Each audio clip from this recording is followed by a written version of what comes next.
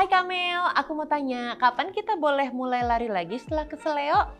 Kak, pernah nggak kalau lari jauh setelahnya suka sakit kuku jempolnya? Banyak pertanyaan yang masuk di Q&A-nya aku nih. Aku sempat bikin Q&A di Instagram.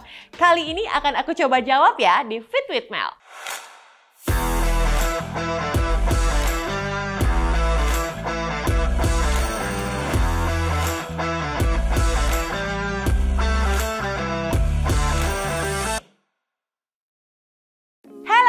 Selamat datang di Fit with Mel sama aku Melanie Putri ya. Kalau kamu suka sama videoku yang ini, tolong dikasih like-nya ya. Dan jangan lupa di subscribe Fit with Mel-nya supaya aku makin semangat bikin video untuk kamu. Nah, kali ini aku mau menjawab semua pertanyaan yang udah masuk di Instagramnya aku.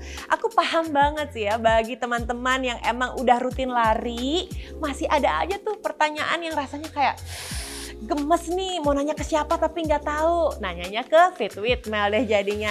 Oke, akan aku coba jawab untuk kamu. Mumpung aku lagi pakai jaket menteri, siapa tahu jadi kelihatan lebih serius gitu ngejawabnya. Mudah-mudahan cocok jadi menteri ya, diaminin atuh. Oke, kita sekarang mulai dari pertanyaan yang pertama. Ini dari KZ Mamai namanya. Gimana sih Kak Mel caranya memulai lagi setelah beberapa bulan tidak exercise? Oke, I feel you. Kalau udah lama nggak latihan, pasti rasanya berat sekali untuk memulai. Aku sebenarnya udah bikin videonya di Fit with Mel. Kamu bisa cek di sana. Tapi untuk menambahkan sedikit penjelasanku, kalau misalnya kamu mau memulai olahraga setelah lama istirahat, kamu bisa mulai dengan yang paling gampang dulu, dengan yang paling nyaman dulu. Nggak usah mikirin berapa lamanya, nggak usah mikirin berapa cepat larinya, atau berapa jauh gitu, karena udah keburu banyak beban jadinya. Mulailah dari yang paling nyaman, dari 15 sampai 20 menit aja, rutinin 3 kali seminggu, jadikan sebuah kebiasaan. Mudah-mudahan motivasinya kamu akan kembali lagi dan kamu akan kembali on track berolahraga ya. Oke, pertanyaan kedua yang masuk di Instagram aku adalah dari pendaki berpeci. Dia nanya gini, tips lari maraton waktu cuaca terik biar nggak kena heat stroke gimana sih? Oke, kuncinya adalah kalau mau lari maraton di cuaca yang terik, yang pertama harus diingat adalah hidrasi yang cukup. Jangan lupa untuk selalu minum setiap 15 menit sampai 20 menit sekali. Sesekali basahin bagian kepala dan tengkuk kita supaya ada rasa ademnya juga ya teman-teman. Karena kalau misalnya cuaca terik tuh ada kemungkinan biasanya heart rate kita jadi ikut naik. Nah, sebisa mungkin coba diperhatikan terus heart rate-nya. Jadi turunin sedikit pace-nya supaya heart rate-nya nggak langsung melonjak tinggi. Dan yang paling penting adalah listen to your body. Kalau emang kamu udah ngerasa capek banget, sudah tidak berdaya, please stop. Karena kesehatan adalah yang utama. Mudah-mudahan terjawab ya. Oke, next question. Ini datangnya dari Andi Nafis _. Dia nanya gini, ketika sedang long run lebih dari 12 km nih Kak Mel, selalu banget nih ngerasain lecet atau berdarah di area dada saya. Bagaimana mengatasinya? Oke, berdarah di area dada itu adalah karena adanya gesekan yang terus-terusan terjadi. Lari itu kan gerakan yang repetitif ya. Kebayang gak sih kalau kamu terus-terusan lari di atas 12 km, gesekannya pun terus terjadi. Karena itulah teman-teman disarankan menggunakan Vaseline atau lotion atau petroleum gel di tempat-tempat yang memang rentan terkena lecet. Contoh di area dada, lipatan ketiak, terus kalau cewek-cewek tuh biasanya di bawah sports bra, terus di lengan. Nah itu yang biasanya terjadi lecet gitu dan itu nggak enak banget. Nah, aku punya satu tips lagi nih buat yang cowok-cowok. Kalau atlet elite nih, atlet pro biasanya menggunakan semacam Hansaplast. Jadi untuk menutupi area dada supaya tidak lecet di bagian putingnya. Nah, ini yang harus teman-teman lakukan juga mungkin ya. Sekali lagi, lari it's about trial and error. Cocok di aku, belum tentu cocok di kamu dan sebaliknya. Tetap semangat ya. Oke, kita lanjut ke pertanyaan berikutnya dari SNS348 _. Kak, aku kan pelari pemula nih. Agar bisa sprint cepat gimana sih Kak? Nah ini dia nih. Teman-teman tersayang, lari itu adalah olahraga yang progresif. there's no such thing as a magical things di lari. Gak ada hal yang instan. Yang pertama, kamu harus bangun dulu yang namanya endurance-nya kamu, daya tahannya kamu. Gimana mau lari kenceng kalau daya tahannya aja nggak ada. Terus setelah dapat endurance, baru kamu latih dengan strength training, kekuatan otot kamu. Ya, analoginya sekali lagi, gimana lo mau lari cepet kalau ototnya aja nggak kuat. Terus berikutnya latih form larinya kamu sehingga kamu nggak jadi gampang cedera. Setelah bisa memenuhi 3 komponen tadi, baru tuh pelan-pelan kamu masuk ke sesi berikutnya, yaitu speed training.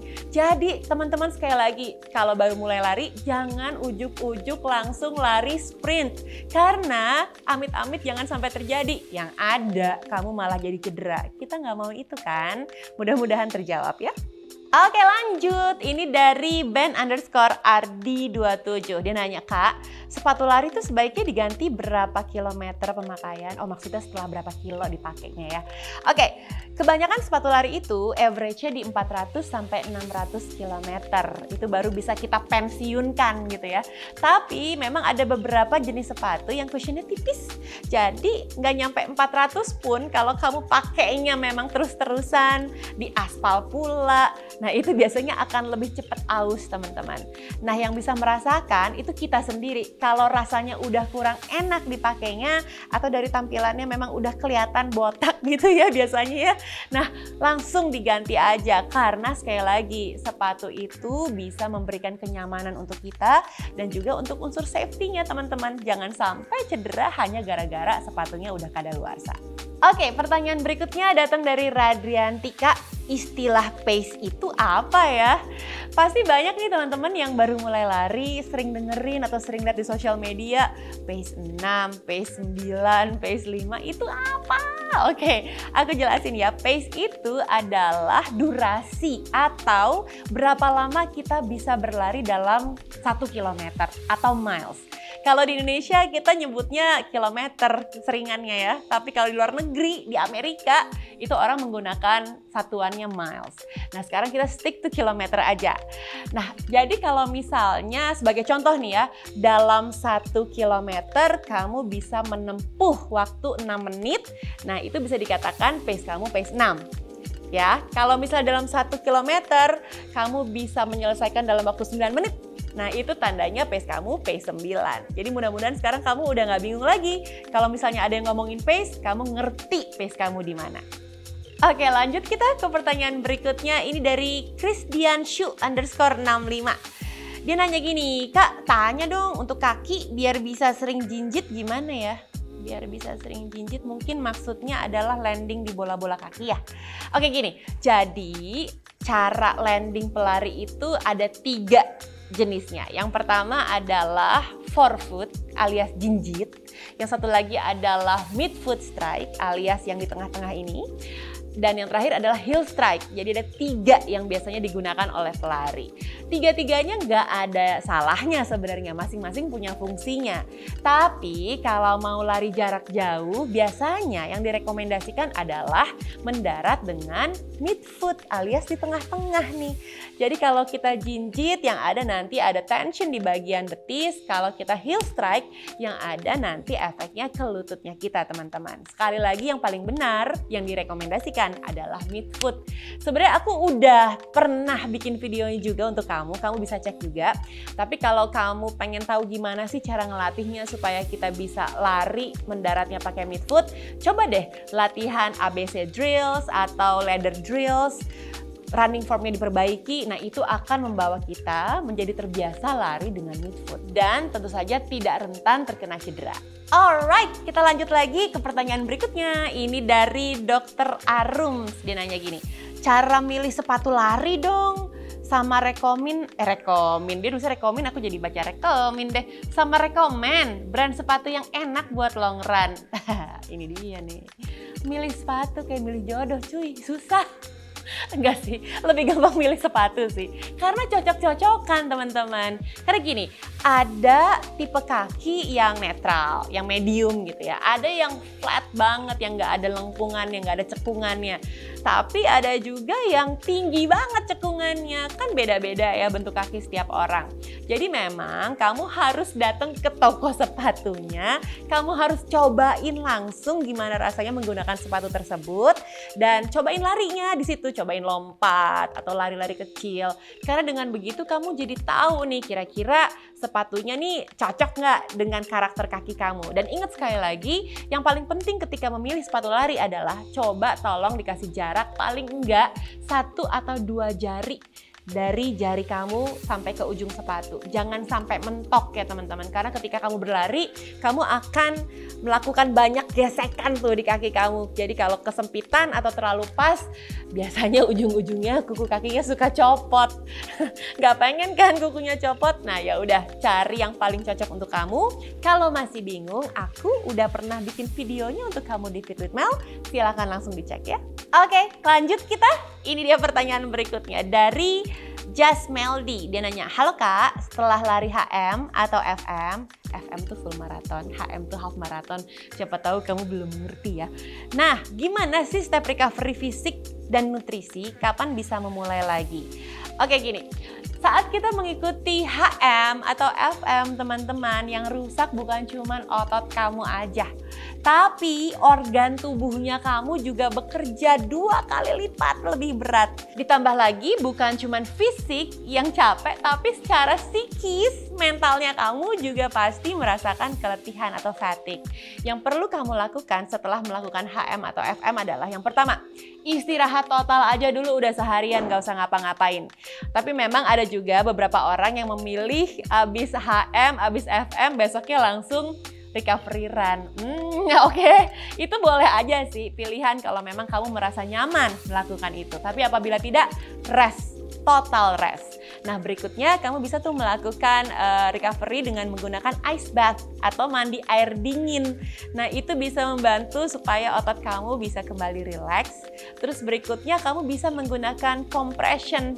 Jadi kalau aku biasanya aku pakai compression pants supaya bisa melancarkan kembali sirkulasi darah aku yang udah aku pakai kerja keras nih kakinya. Terus next, oh ya dari segi makanan. Segi makanan aku biasanya banyak mengkonsumsi protein karena aku sadar betul ketika aku berlari maraton ototku banyak sekali bekerja sehingga terjadi sobekan-sobekan yang positif alias rusak. Jadi aku harus makan protein untuk bisa merecovery lagi, untuk bisa mereplenish lagi semua otot yang sudah digunakan. Oh ya satu lagi, kalau kamu suka pakai foam roller, itu juga berfungsi banget, bermanfaat banget. Atau di massage sama sports therapist yang mengerti gimana caranya massage untuk recovery ya. Yang pasti sekali lagi berikan waktu untuk tubuh kamu, untuk psikis dan mentalnya kamu, supaya kamu bisa benar-benar recover dengan baik dari full marathon ataupun half marathon.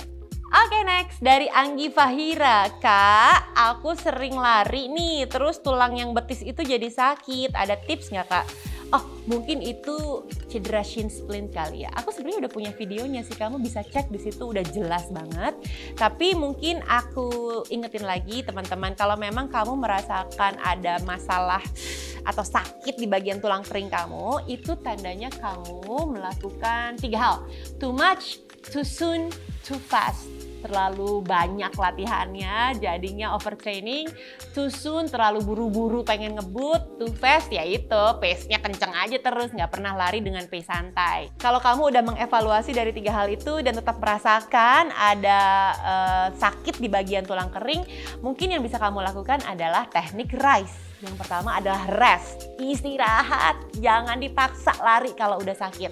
Yang kedua adalah yaitu icing. Ya, dikompres pakai es immediately ketika kamu merasakan sakit. Jangan seminggu kemudian baru kamu kompres. Ya, 2 kali 24 jam dikompres. Berikutnya adalah compress. Compress itu pakai compression teman-teman. Jadi sebisa mungkin kalau kamu punya compression pants atau kamu mengompres pakai es tapi dibebet, nah itu bisa membantu untuk meredakan rasa sakitnya. Terus yang E, elevation.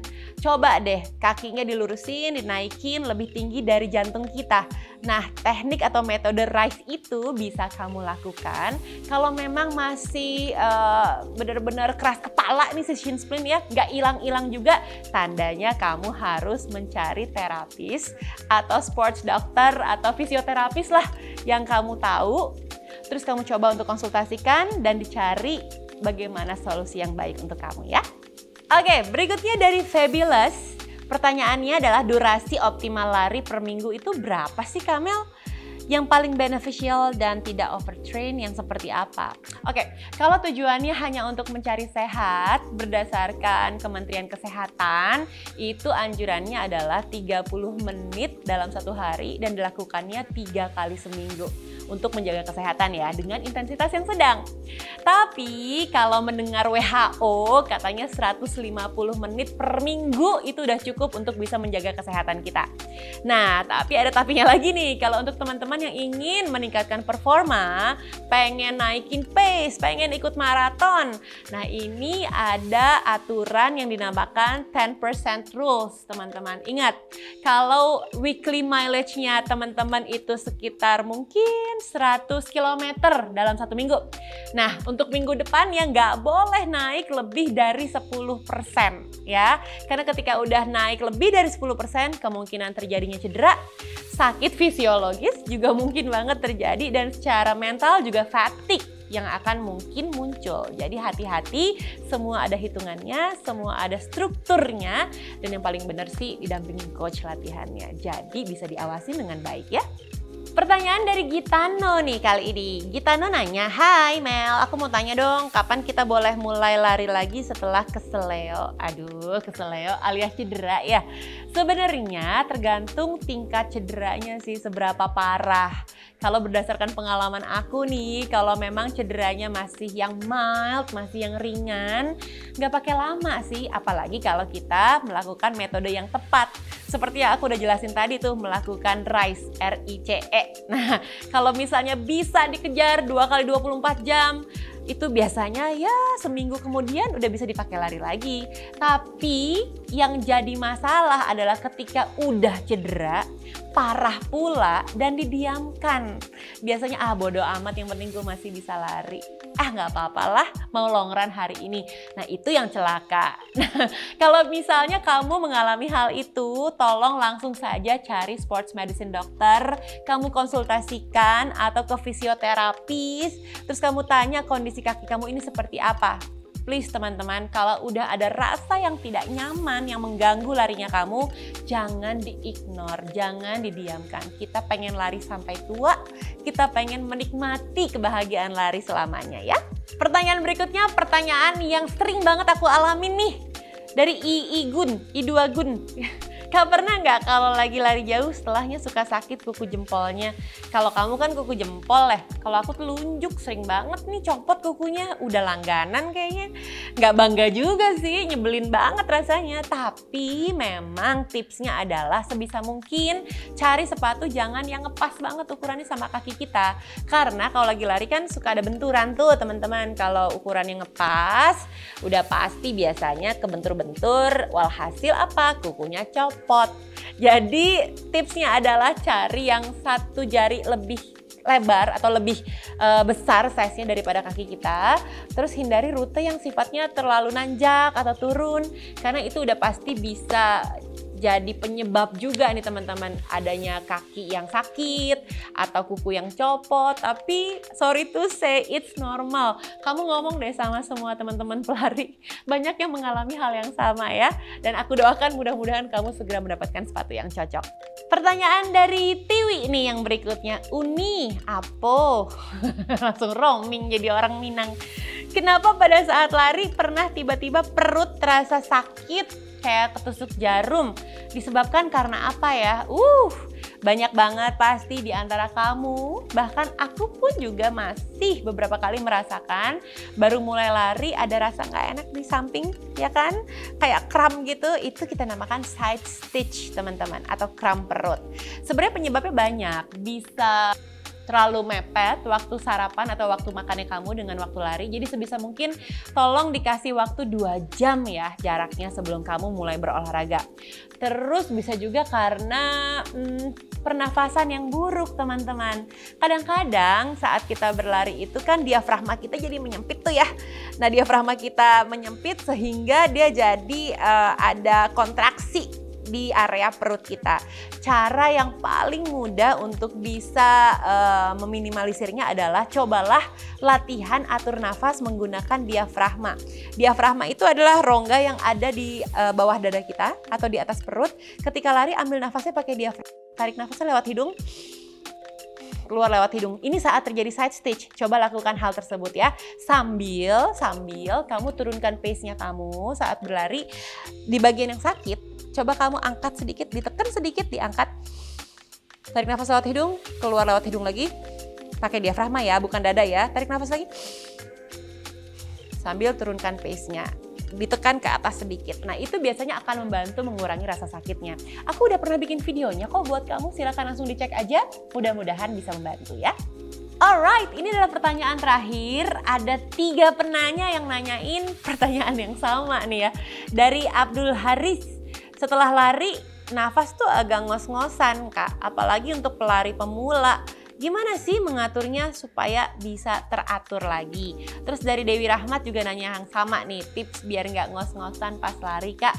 Terus dari Alik, dia nanya juga bagaimana cara mengatur pernafasan saat lari. Teman-teman, aku udah pernah bikin video tentang cara atur nafas saat lari. Tapi sekali lagi akan aku bahas.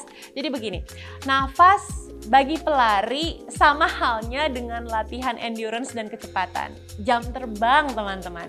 Semakin sering kamu latihan, semakin akan kamu ngedapetin gimana cara nafas yang paling nyaman buat kamu. Tapi memang betul ada teori yang juga mengatakan nafas untuk pelari yang paling tepat adalah menggunakan diafragma. Bukan nafas dada. Jadi ketika kamu lari, kamu nafasnya udah pasti kamu akan ngos-ngosan, akan terengah-engah. Nah coba latihan menggunakan nafas diafragma dengan cara tiduran. Kamu taruh buku di atas perut kamu ya, di bawah dada sini. Terus kamu tarik nafas lewat hidung, turunkan. Tarik nafas, keluarkan. Nah kalau itu bukunya turun naik, tandanya kamu sedang melakukan latihan nafas diafragma. Lalu praktekkan hal tersebut ketika kamu lari. Susah? Pasti, nggak gampang. Tapi harus dilatih. Kita bisa karena biasa kok. Coba deh cara melatihnya yang paling gampang adalah cara mulainya nih ya. Coba kamu lari pelan, pace-nya nggak usah buru-buru, pelan aja dulu. Tarik nafas lewat hidung. Pakai nafas perut atau diafragma, keluarkan lewat hidung lagi. Ini susah banget, tapi ini adalah cara yang paling efektif untuk melatih diafragma kamu. Lakukan sekitar 3-5 menit. Kalau kamu udah merasa nyaman, silakan boleh pakai nafas dada lagi. Tapi nanti setelah 10 menit kamu ulang lagi. Oke, gue mau latihan lagi pakai nafas diafragma, tarik lewat hidung. Pakai nafas diafragma, keluarkan lewat hidung lagi. Dengan cara tersebutlah kamu kamu memaksa diafragma kamu untuk bekerja. Sehingga kamu jadi terbiasa menggunakan nafas diafragma yang dimana lebih efektif, lebih efisien karena kapasitasnya gede banget nih diafragma kita. Jadi nggak cepet ngos-ngosan. Nah terus cara atur nafasnya gimana? Nah, cara atur nafasnya yang paling benar adalah kalau lagi jogging, pace ringan, coba deh 3 langkah tarik nafas, 2 langkah keluarkan. 3 langkah, tarik nafas, 2 langkah keluarkan. Kalau udah lebih cepat pace-nya, 2 langkah tarik nafas, 2 langkah keluarkan nafasnya. Itu yang paling gampang. Semuanya udah ada penjelasannya di video aku. Bisa langsung dicek aja ya. Mudah-mudahan semua yang aku sampaikan, jawaban dari semua pertanyaan teman-teman di Instagramku bisa bermanfaat. Kalau misalnya ada yang kurang jelas dari informasi yang sudah kuberikan, boleh ditanyakan lagi di kolom komen ya teman-teman ya. Kalau suka banget sama video ini, tolong dikasih like supaya aku happy. Dan juga disupport akunnya dengan di-subscribe Fit with Mel-nya ya. And meanwhile, stay fit, stay healthy, and stay in love with Fit with Mel. Semangat terus